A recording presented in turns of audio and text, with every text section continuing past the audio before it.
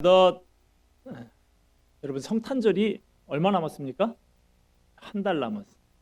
한 달 뒤에 성탄절인데 누가복음 이 다른 복음서에 비해서 예수님의 탄생 기사를 훨씬 많이 기록하고 있습니다. 특히 1장과 2장에 예수님의 탄생과 연관된 5개의 찬송이 나옵니다. 1장에 오늘 우리가 살펴보는 엘리사벳의 찬송, 또 마리아의 찬송, 사가랴의 찬송이 나오고요. 2장에 가면 천사들의 찬송, 시므온의 찬송이 나오는 것을 볼 수가 있습니다. 이 5개의 찬송시가 있는데 지금부터 성탄절까지 몇 주가 남았을까요? 5주가 남았어요. 찬송시가 5개고 남은 주가 5주에. 그래서 이 찬송시들을 하나씩 연속해서 그리스도의 탄생과 관련된 이 노래들을 연속해서 좀 살펴보려고 합니다. 오늘 그 중에 첫 번째인 세례 요한의 어머니 엘리사벳의 노래를 함께 묵상을 해보도록 하겠습니다. 오늘 본문에 두 여인이 등장을 하는데요. 한 명은 마리아고 한 명은 엘리사벳이. 두 사람이 서로 친척이었습니다. 그렇지만 서로 멀리 떨어진 곳에서 살았어요. 마리아는 이스라엘의 북쪽 지방인 갈릴리 지역에서 살았고 엘리사벳은 이스라엘의 남쪽 지방인 유대 지역에 살았습니다. 우리 한반도로 대입을 하자고 하면 마리아는 저 평양쯤에 살았고요. 엘리사벳은 대구쯤에서 살았어요.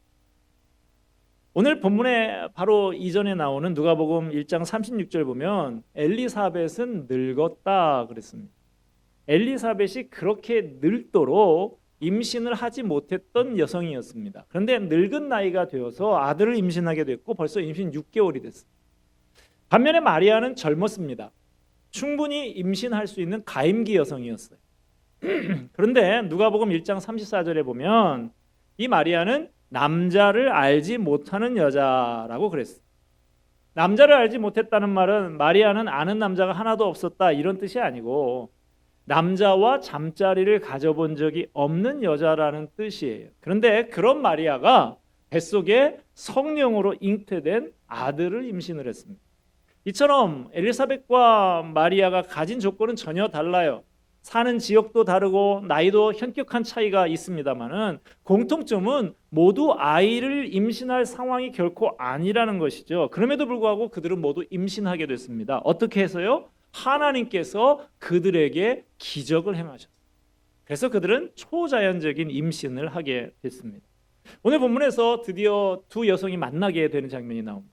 그들은 자신이 받은 하나님의 은혜와 축복을 서로 나누었습니다. 오늘 읽은 본문 이전에 보면 가브리엘 천사가 갈릴리 나사렛에 사는 마리아에게 찾아왔어요. 그런 다음에 천사는 마리아에게 놀라운 말을 들려줬습니다. 누가복음 1장 35절 우리 같이 한번 읽을까요?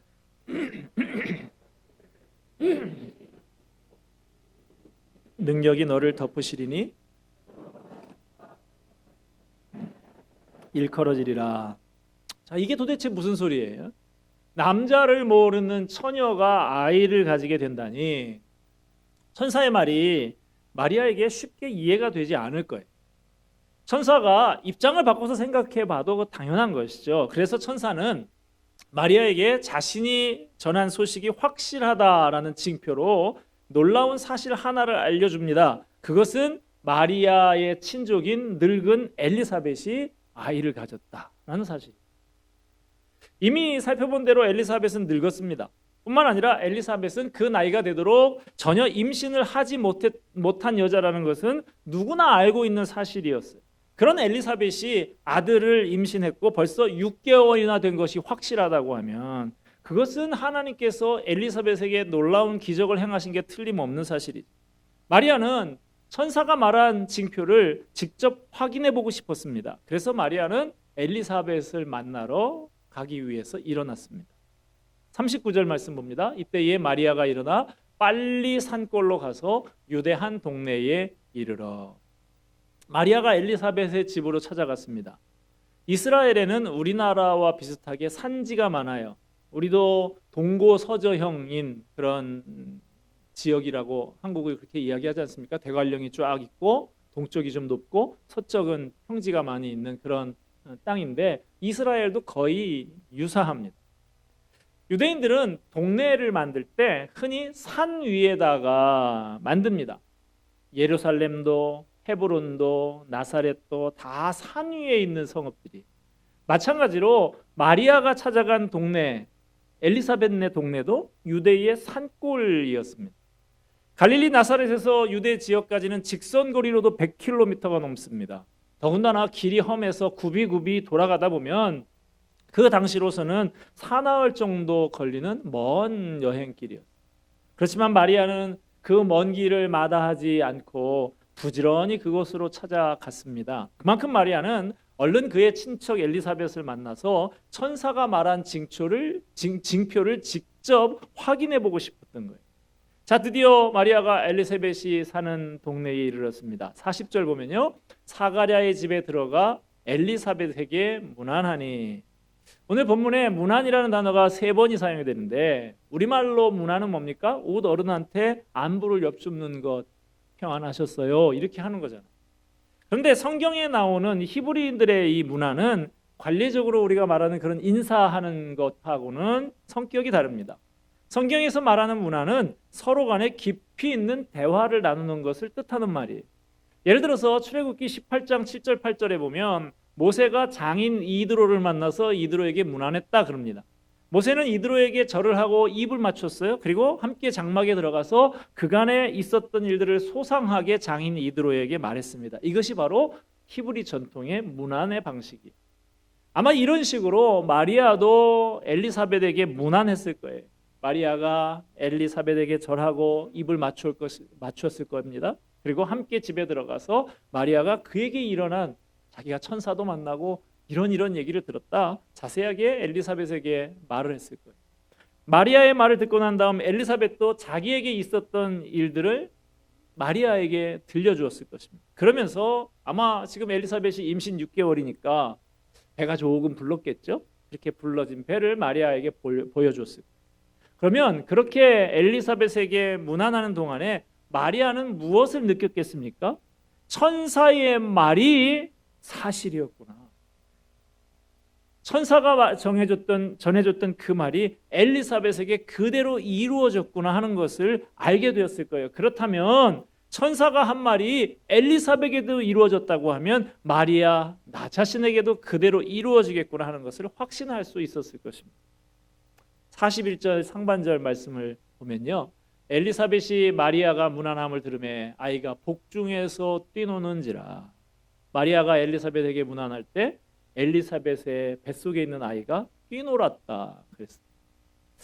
개인차는 있겠지만 보통은 임신한 지 한 5, 6개월 정도부터는 태동이라고 그래서 아이가 뱃속에서 움직이는 것을 느낄 수가 있습니다. 지금 엘리사벳은 임신 6개월이라 그랬어요. 그러니까 아이의 태동이 느껴지는 것이 자연스러운 일인 것이죠.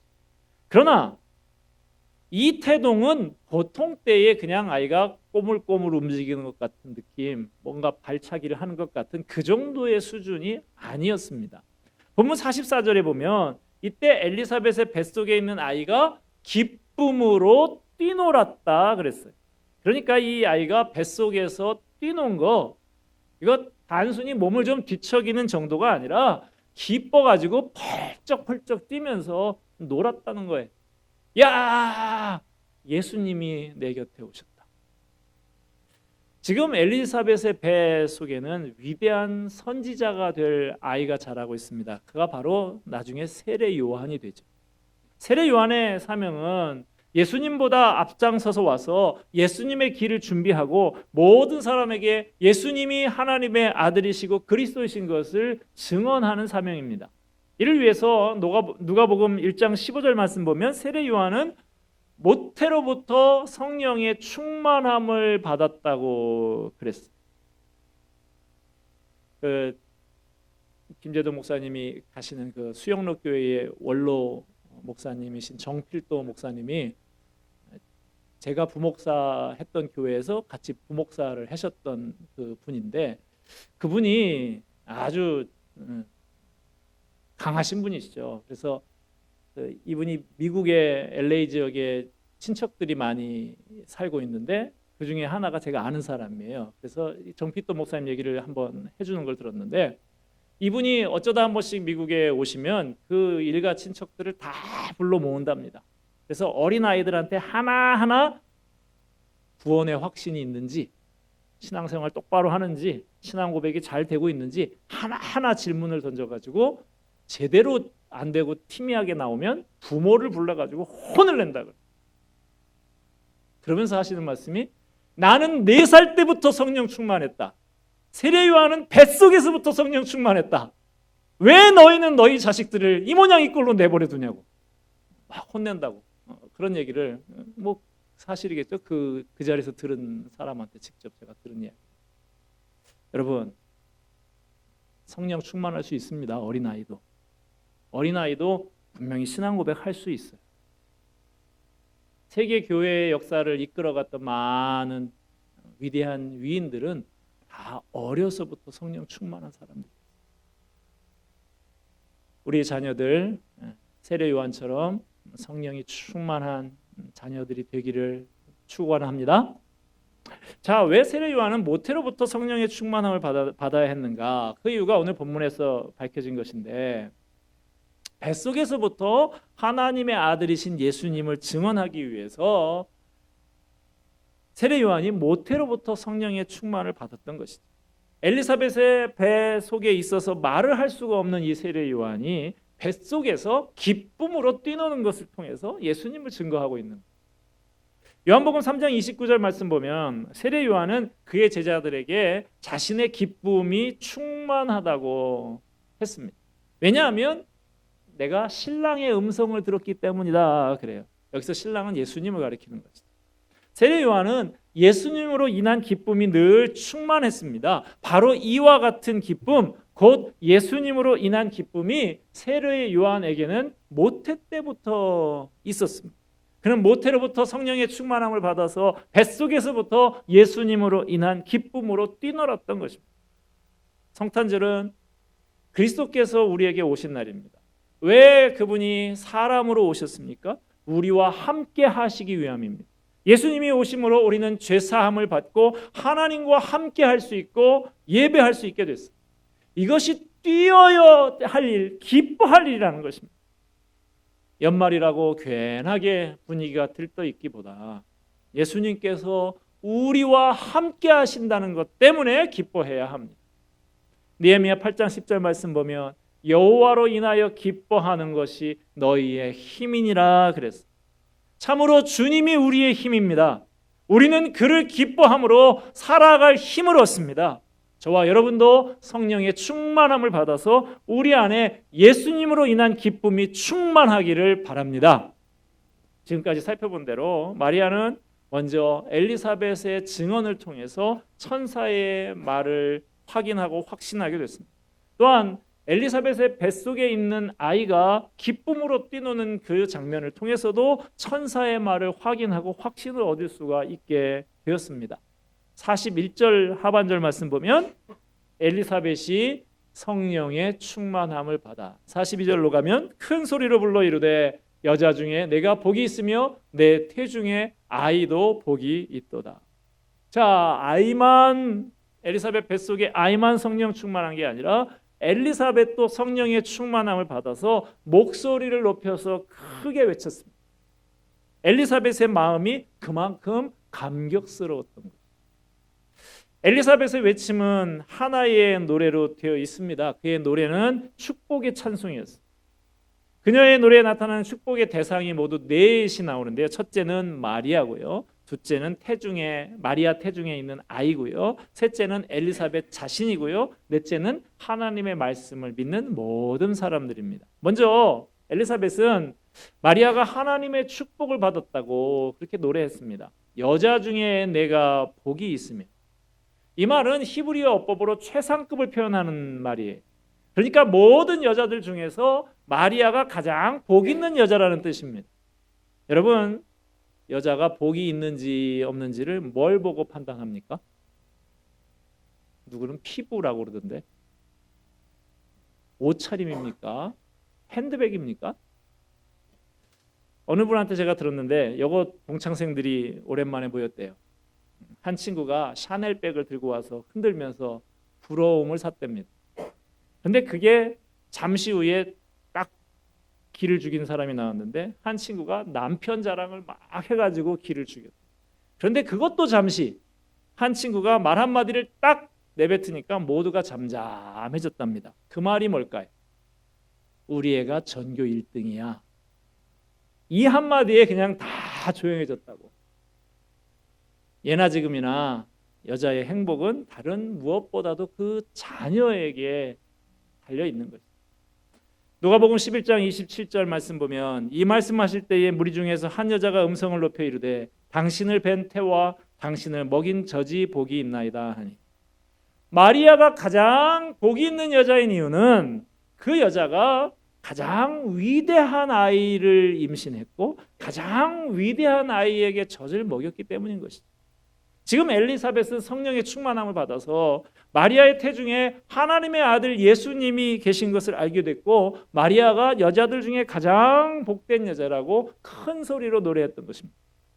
엘리사벳은 마리아뿐만 아니라 마리아의 태중에 있는 아이도 복이 있다고 선포를 합니다. 내 태중에 아이도 복이 있도다. 마리아의 태중에 있는 아이는 우리가 잘 알고 있듯이 예수님이십니다. 예수님은 하나님의 아들이십니다. 예수님은 하늘과 땅의 모든 권세를 가지신 분이세요. 하늘에 있는 자들과 땅에 있는 자들과 땅 안에 있는 모든 자들이 다 예수님 앞에 무릎을 꿇을 것입니다. 모든 피조물이 예수님께 찬송과 존귀와 영광을 세세토록 돌릴 것입니다. 마리아가 여자 중에서 가장 복이 있는 이유가 바로 여기에 있어요. 그의 태중에 있는 아이가 가장 복된 아이이기 때문입니다. 성령의 충만을 받은 엘리사벳의 말을 들으면서 마리아는 자신이 하나님의 아들을 낳을 것이라는 천사의 말을 또다시 확인했을 거예요. 43절 말씀 볼까요? 내 주의 어머니가 내게 나오니 이 어찌된 일인가. 엘리사벳은 하나님의 아들이신 예수님을 태중에 가진 여인이 자기를 찾아왔다는 사실이 너무나 놀랍고 감격스러워서 몸둘 바를 몰라 하고 있어요. 우리가 유명 연예인만 만나도 좋아서 소리를 지르고 사진을 찍고 난리잖아요. 대통령하고 악수만 해도 며칠 동안 손을 안 씻는다 그러잖아요. 하물며 지금 엘리사벳은 얼마나 큰 영광이 있어요. 하늘의 하나님 아버지의 아들이신 예수님이 지금 자기를 찾아오신 것입니다. 엘리사벳은 마리아를 가리켜서 내 주의 어머니라고 불렀습니다. 누가복음 1장과 2장에 주라고 하는 단어가 30번 이상 나옵니다. 모두 하나님을 뜻하는 칭호로만 사용됐어요. 그러니까 엘리사벳은 성령의 감동하심으로 마리아의 몸에 잉태되신 분이 하나님이라고 지금 선포하고 있는 것입니다. 자칫 여러분 마리아를 신성시해서는 안 됩니다. 마리아도 우리와 똑같은 죄인이고 구원받아야 할 존재입니다. 마리아가 하나님의 은혜와 축복으로 귀한 일에 쓰임을 받았을 뿐인 것이죠. 본문 45절 보면 네 번째 축복의 대상이 등장하고 있는데요. 45절 우리 같이 한번 읽읍시다. 주께서 하신 말씀이 반드시 이루어지리라고 믿은 그 여자에게 복이 있도다. 물론 여기에서 말하는 그 여자는 1차적으로는 마리아를 가리키는 것이죠. 왜 마리아가 복이 있습니까? 마리아가 하나님께서 하신 말씀을 믿었기 때문에. 주께서 하신 말씀은 마리아에게 하나님의 아들 예수께서 성령에 의해 태어날 것을 말씀하셨죠. 마리아는 이 말씀을 믿었습니다. 그래서 마리아가 복되다고 하는 거예요.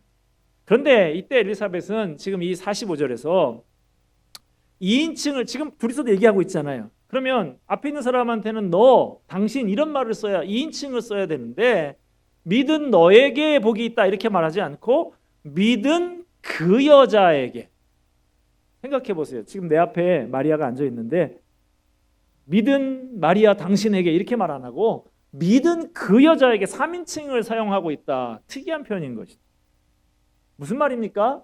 지금 여기에 앉아 있는 마리아만 복이 있다는 게 아니라 누구든지 마리아처럼 하나님의 말씀을 믿으면 믿는 그 사람에게 동일한 복이 있다. 이것을 이야기하고 있는 거죠.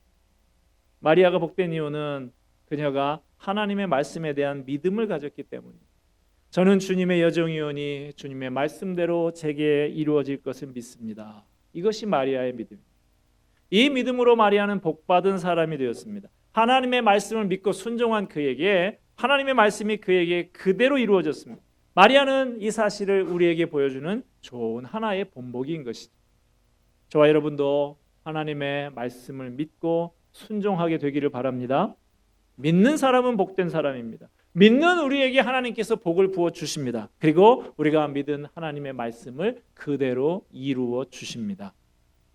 오늘 우리는 지금 엘리사벳의 노래를 함께 묵상을 했는데요. 우리는 엘리사벳의 찬송을 통해서 그녀가 그리스도의 오심을 알았고 그것을 얼마나 기뻐했는가 하는 것을 봤습니다. 그녀는 혼자 기뻐하지 않았어요. 태중에 있는 아들 요한과 함께 기뻐했습니다.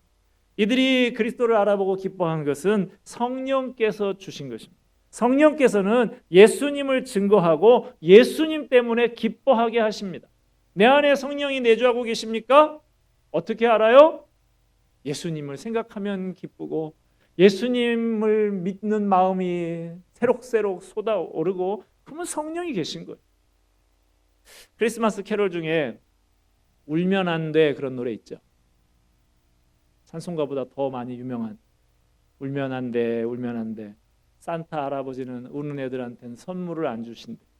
산타 할아버지는 알고 계신데 누가 착한 애인지 나쁜 애인지 오늘 밤에 다녀가신대. 잠잘 때나 일어날 때 짜증낼 때 장난할 때도 산타 할아버지는 모든 것을 알고 계신대. 산타 할아버지 찬송가예요.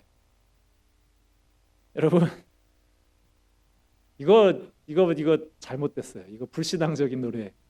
산타 할아버지가 알긴 뭘 다 알아요. 하나님이 다 아시지. 이거 바꿔서 불러야 돼요. 하나님은 모든 것을 알고 계신데 이렇게 바꿔요. 아무도 몰라도 산타 할아버지도 몰라도 하나님은 다 아시지 않습니까? 내가 잠잘 때나 깨어 있을 때나 내 모든 것을 아십니다. 내 답답한 마음, 억울한 사정도 하나님께서 다 아십니다. 내가 잠 못 이루는 밤을 보내고 남몰래 흐르는 눈물을 흘리고 쓰라린 아픔을 가지고 있는 것도 하나님께서 다 아십니다. 요즘 여기저기서 우울한 소식들이 많이 들려오고 있습니다. 그러나 노래 가사처럼 울면 안 돼. 우리 주님께서 모든 것을 알고 계시기 때문에 인생이 힘겹고 외로울 때 찾아갈 친구가 없다고 서러워할 필요 없습니다. 찾아오는 친구가 없다고 쓸쓸하고 외로워할 필요가 없습니다. 우리의 친구가 되신 예수님이 우리 곁에 계십니다. 성탄절이 다가오고 있는 이때에 예수님께서 우리를 구원하시고 우리의 모든 것을 아시고 우리와 함께 하시는 것을 깊이 묵상하며 기뻐할 줄 아는 저와 여러분이 되기를 바랍니다. 이것이 우리가 성령 안에 있다는 증거이고 구원받은 백성들의 모습입니다. 주께서 그에게 하신 말씀이 반드시 이루리라. 하나님은 처녀 마리아를 통해서 예수님을 태어나게 하실 계획을 갖고 계셨고 그대로 이루어졌습니다. 인류의 역사는 하나님의 뜻과 계획대로 됩니다. 여러분의 인생도 하나님의 뜻대로 될 것입니다. 마리아를 향한 좋은 계획을 갖고 계신 하나님은 저와 여러분을 향한 좋은 계획도 갖고 계십니다. 마리아에게 계획대로 이루신 하나님은 저와 여러분을 향한 계획도 그대로 이루실 것입니다. 하나님의 자녀인 저와 여러분은 행복한 사람들입니다. 놀라운 복을 받은 사람들입니다. 이 시간 이 자리에 성령님께서 충만히 임재하셔서 우리 모두가 기쁨과 감격의 노래를 부르게 되기를 간절히 소원합니다. 기도하겠습니다. 하나님 아버지